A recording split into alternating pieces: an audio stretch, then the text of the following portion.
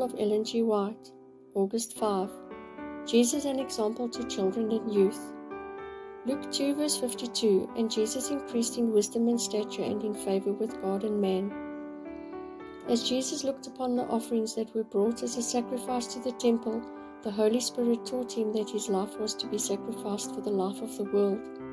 From his earliest years he was guarded by heavenly angels, yet his life was one long struggle against the powers of darkness. Satan sought in every way to tempt and try him. He caused people to misunderstand his words so that they might not receive the salvation he came to bring them. He was opposed both at home and abroad, not because he was an evildoer, but because his life was free from every taint of sin and condemned all impurity.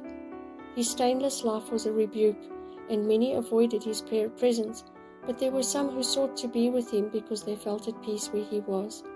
He was gentle and never contended for his rights, but his own brethren scorned and hated him, showing that they did not believe in him and casting contempt upon him. He lived above the difficulties of his life, as if in the light of God's countenance.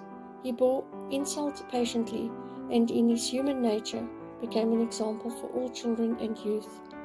His life was as leaven, working amid the elements of society.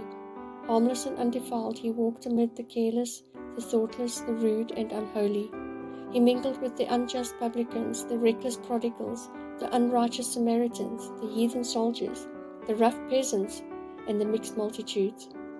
He treated every human being as having great value. He taught people to look upon themselves as persons to whom had been given precious talents that, if rightly used, would elevate and ennoble them and secure them for eternal riches.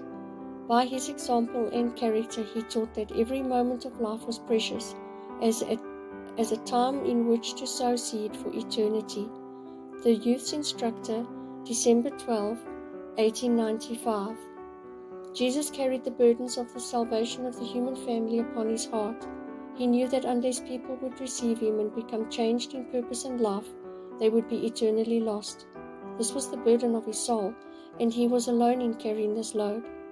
From his youth he was filled with a deep longing to be a lamp in the world, and he purposed that his life should be the light of the world.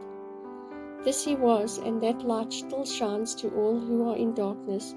Let us walk in the light that he has given.